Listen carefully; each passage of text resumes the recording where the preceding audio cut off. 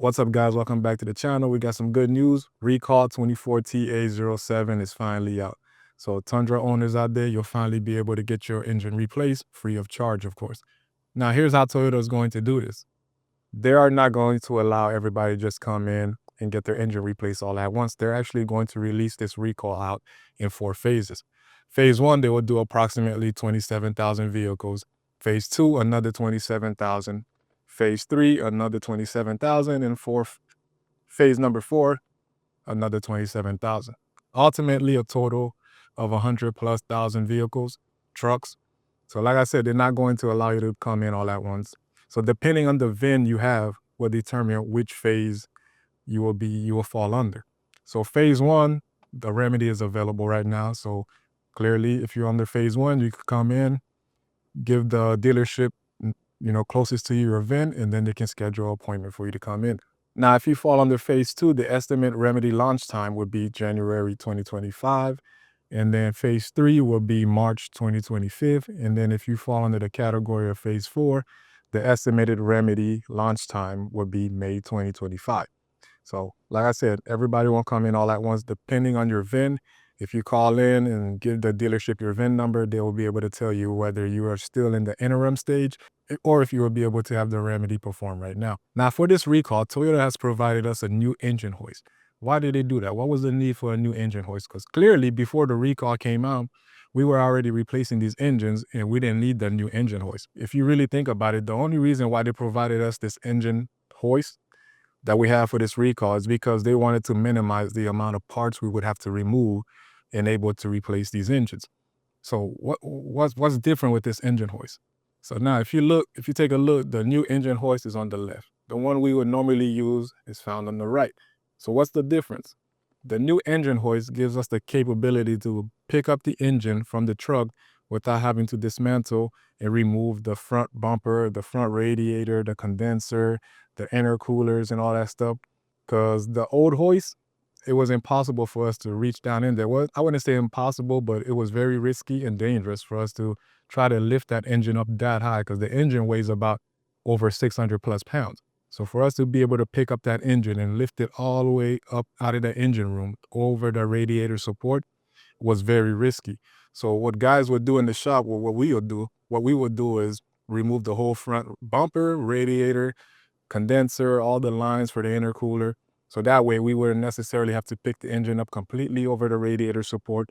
We would have a little room to slide the engine out.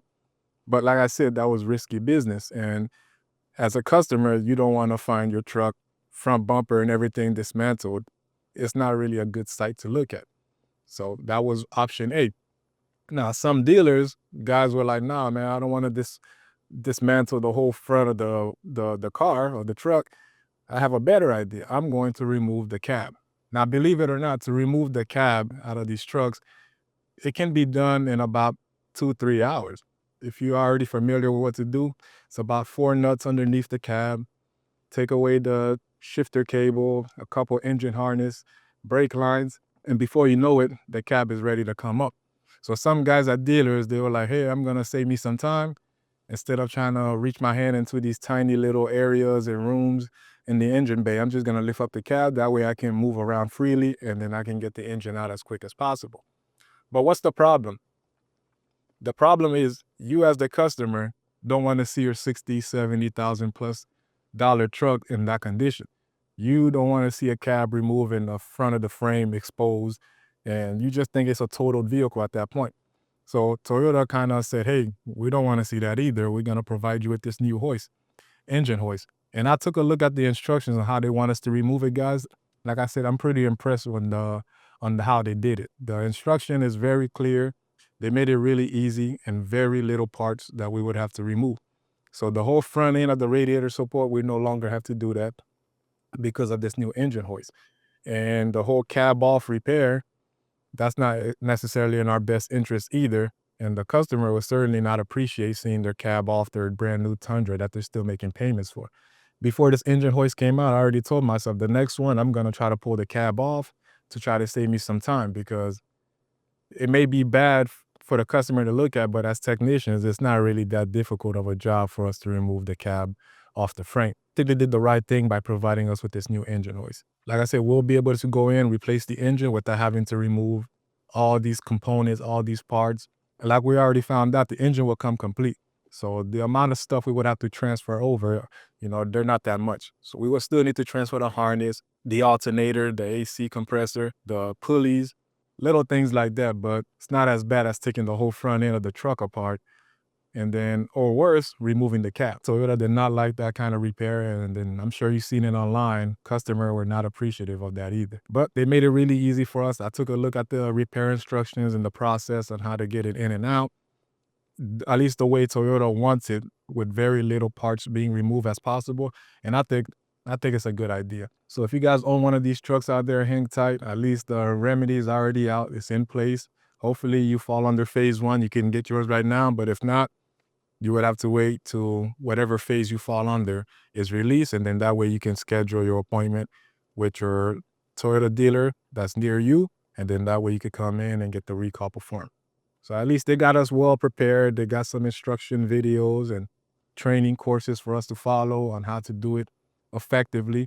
And it's not to say that we weren't already doing it before or we didn't know how to do it. But like I said, they released this training or these videos for us to do it in a way where we're not removing so many components and the truck don't look like it's total. I mean, with the step that they provided for us, I mean, like I said, the directions and the repair manual is like super clear on how to remove and install this engine. So easy a caveman can do it. And the new engine hoist, I'm actually excited to try it out. It's nice that we have an engine hoist that can lift up the engine out of the engine bay safely without the risk of injuries or the risk of the engine coming down and crushing the front of the radiator support.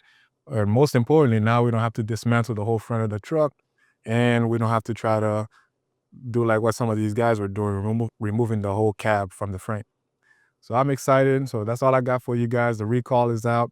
Like I said, have the peace of mind that Toyota did all they can to have us ready to do this engine replacement for you guys without having to total your truck. They got us ready. The instructions are cut and clear. So at least you guys should have the peace of mind. And of course, they will provide you with the rental car. So approximately the process should take about 3 to 4 days from the time of ordering the engine. And once the engine is received at the dealer, the time it will take for us to do the job is probably 2 days, turnaround time. If we're not, sidetracked by doing anything else, if we focus solely on the engine replacement, we should be able to get it done in 2 days. Like I said, rental coverage is free. Toyota will cover their rental coverage. And then unfortunately, if your engine did seize and you had to tow it to the dealer, you'll get reimbursement for the towing fee as well. And that's all I got for you guys today. Hope you found this video informative. And if you did, don't forget to hit the like and subscribe button. As always, thanks for watching.